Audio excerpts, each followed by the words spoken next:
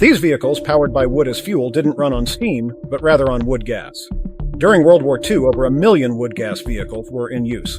Due to gasoline shortages, many private cars, trucks, buses, tractors, and even motorcycles, trains, boats, and tanks across Europe were converted to run on wood gas. Countries like Sweden, France, Denmark, Finland, and Australia each had tens of thousands of these vehicles. But when it comes to numbers, Germany led the way. By the end of the war, Germany had around 500,000 wood gas vehicles, making them far more popular than electric cars are today. Typically, these vehicles had a furnace mounted at the rear. The key to their operation was that the wood had to undergo incomplete combustion. As we learned in elementary school, carbon reacting with steam at high temperatures produces carbon monoxide and hydrogen. For this process to work, the wood couldn't be too dry or too wet. The ideal condition was a low-oxygen environment that allowed the wood to burn incompletely, producing about 40% carbon monoxide and hydrogen. The remaining 50% was mostly nitrogen, which is useless as a fuel. The gas generated would then be piped to the front of the vehicle.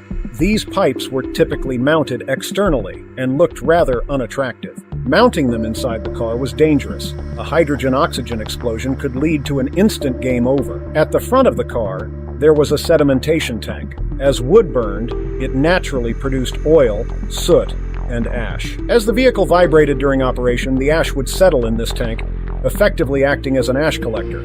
Sometimes, a filter was added to improve the process. Once the gas passed through the sedimentation tank and a radiator to cool it down, it would finally enter the engine for combustion. This was the standard design, although variations existed. For example, some vehicles towed a furnace behind them, while pickups and trucks often had the entire system installed in the cargo area. In more advanced models, the system was hidden so well that you couldn't tell it was a wood gas vehicle at all, with the furnace tucked away in the trunk. Back then, burning 200 pounds of wood provided a driving range similar to using 10 gallons of gasoline. Just like we have gas stations today, there were wood fuel stations back then. Germany alone had around 3,000 such stations. After World War II, with gasoline once again in plentiful supply, wood gas vehicles quickly became obsolete.